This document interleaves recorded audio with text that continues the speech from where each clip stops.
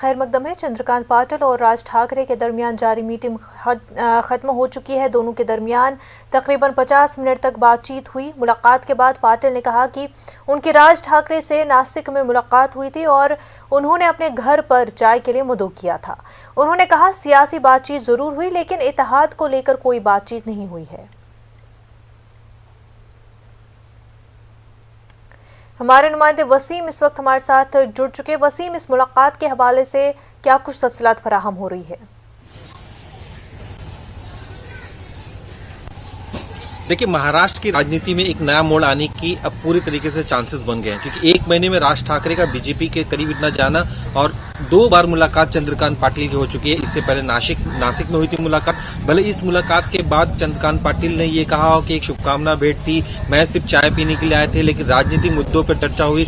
Media से रूबरू होते हुए उन्होंने साफ तौर पर कहीं ना कहीं ये भी संकेत दिया है कि राज ठाकरे की पार्टी मन से जो अब हिंदुत्व के मुद्दे पर खड़ी हो चुकी है और हिंदुत्व के मुद्दे पर ही आगे जाने वाली है। बीजेपी का एजेंडा हमेशा से रहा है, हिंदुत्व के मुद्दे पे वो हमेशा से लड़ती आई।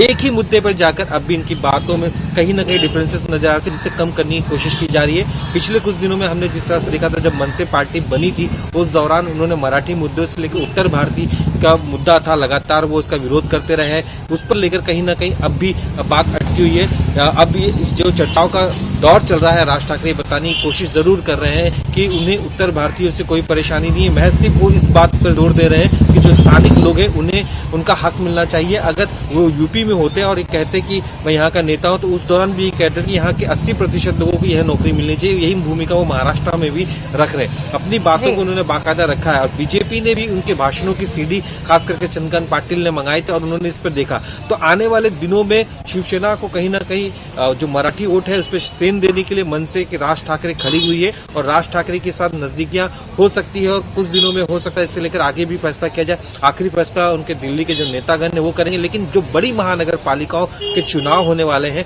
उस चुनाव में एक नया फार्मूला बनाने की कोशिश जरूर यहाँ पे बीजेपी की होगी और ये देखने की कोशिश हुई इसका कितना फायदा मिलता है। अगर इसी तरह के फायदे उन्हें मिले, उसका कहीं ना कहीं असर दिखाई दिया, तो विधानसभा के जो चुनाव होंगे उस दौरान भी राज ठाकरे बीजेपी के साथ हो सकते हैं। फिलहाल ये 2 बैठक हुई है, आगे भी कई बैठकें हो सकती हैं। अभी कई और मुद्दे हैं जिन पर चर्चा की जाएगी। चर्चा के बाद एक बात साफ जरूर होगी कि मन से अब एक बार फिर हिंदुत्व के मुद्दे पर महाराष्ट्र में अपनी राजनीति करने के लिए तैयार है। जी बिल्कुल वसीम, और जहां पर बीजेपी की पहले कोशिश ये थी कि शिवसेना के साथ जो है वापस से अपना पुराना बॉन्ड जो है उसको रिवाइव किया जाए, लेकिन वो उसमें कामयाब नहीं रही, तो क्या ये वजह है कि जो राज ठाकरे की तरफ झुकाव है इस वजह से हम इतना देख रहे हैं?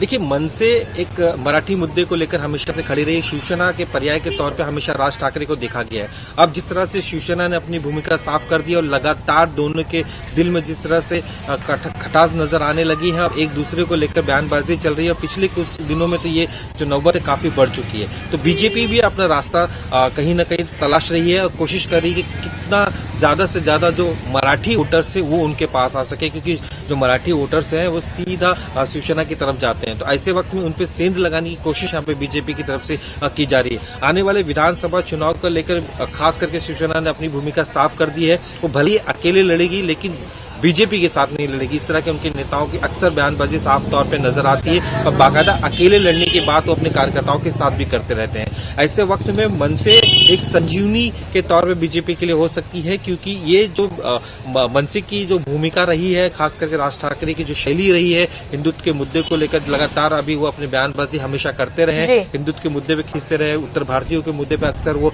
कहीं ना कहीं लाइमलाइट पर नजर आते रहे। तो ये एक बड़ा मुद्दा हो सकता है। इसे लेकर किस तरह से, क्योंकि कहीं ना कहीं बीजेपी को इसका नुकसान भी हो सकता है। उत्तर यूपी में इलेक्शंस होने वाले, अगर ये राज ठाकरे के साथ जाते हैं, अगर उन्होंने अपनी भूमिका नहीं बदली, तो इसका असर यूपी के चुनाव में भी बीजेपी को देखने को मिल सकता है। बिल्कुल, शिवसेना का अल्टरनेटिव के तौर पर राज ठाकरे मनसे की जो पार्टी है उसको सामने लाने की बीजेपी की कोशिश। वसीम, बेहद शुक्रिया तमाम तफसीलात के लिए। सांबा जिले के राजपुरा इलाके में